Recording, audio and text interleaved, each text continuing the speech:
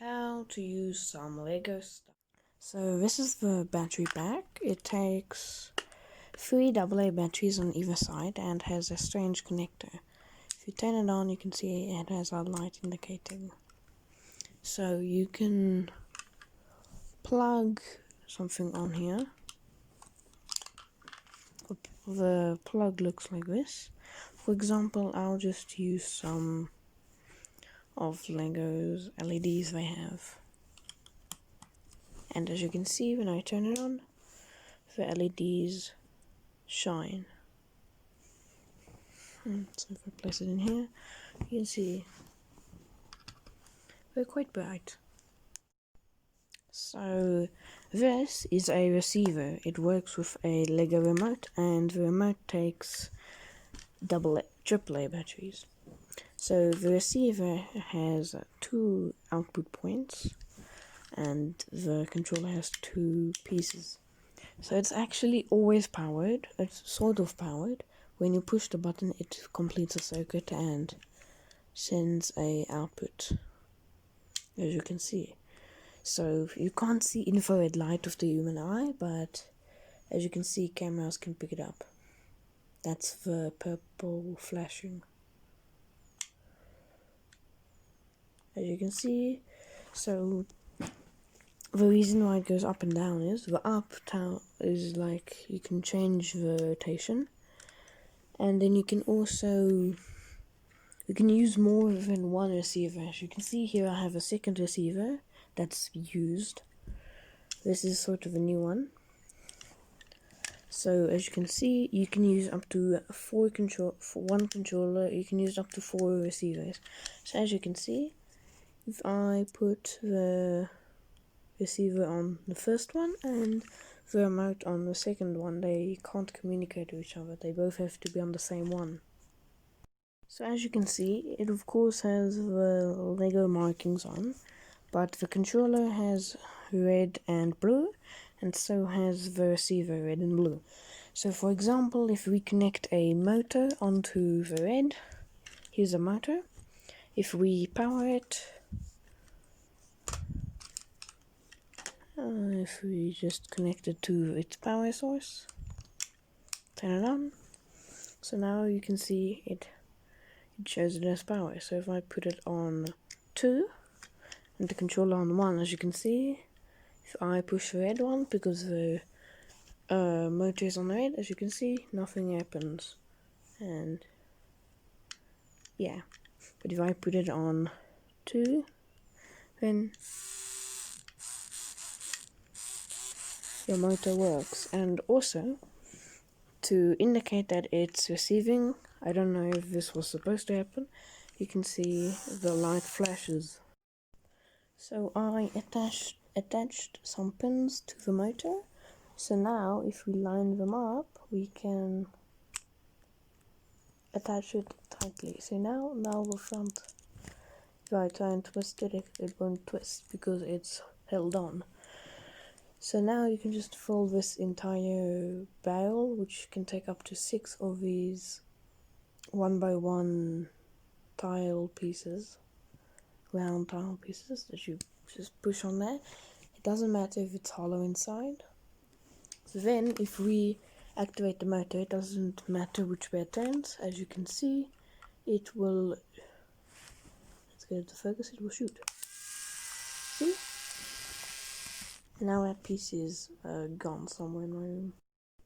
So I'm gonna go ahead and see if I can get a slow motion shot. So as you can see, there's a pin there.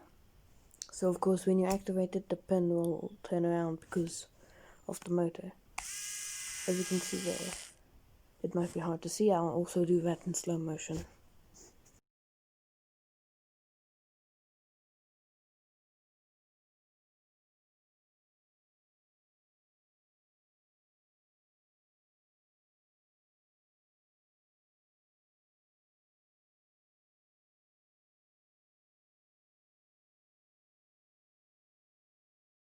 So actually looking through the footage, I saw that when it was going,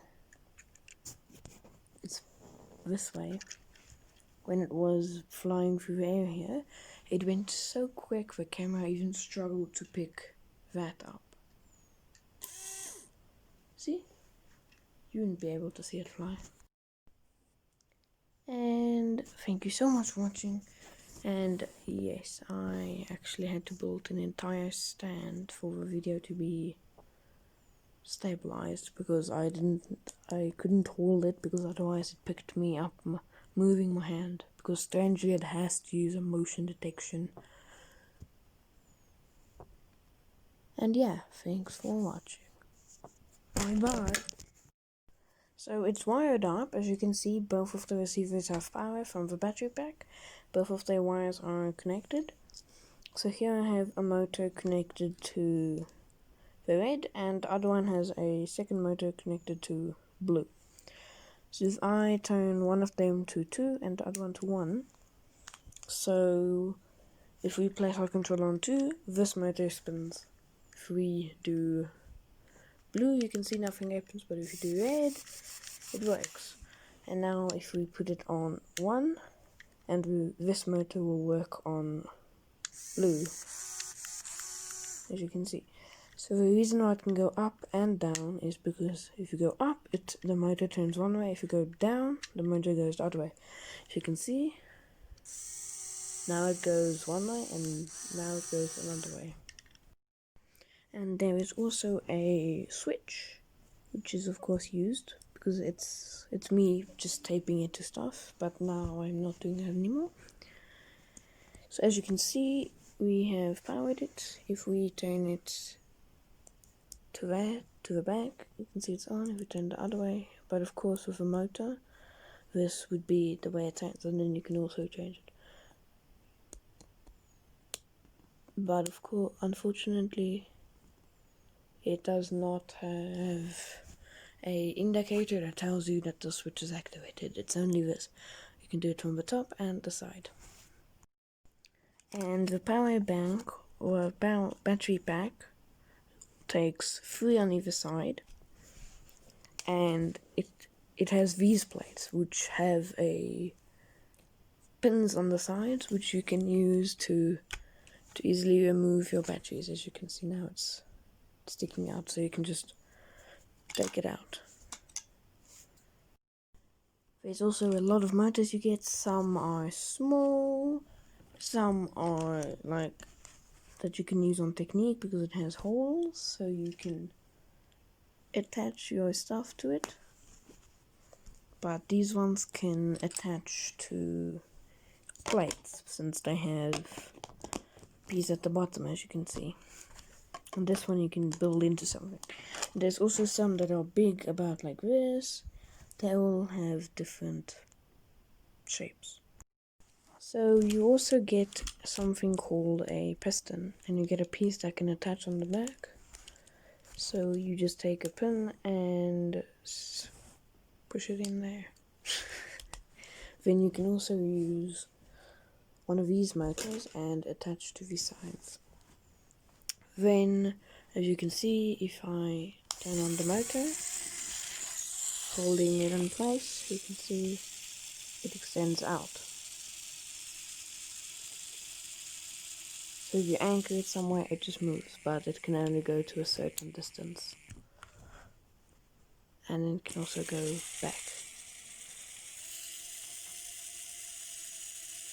But then when it reaches its maximum, it just starts twisting and can destroy something it's attached to. But if you design it strong, it won't. So let's build something using all these parts. So here I wired up the battery pack to the receivers, and then I placed some motors on the sides.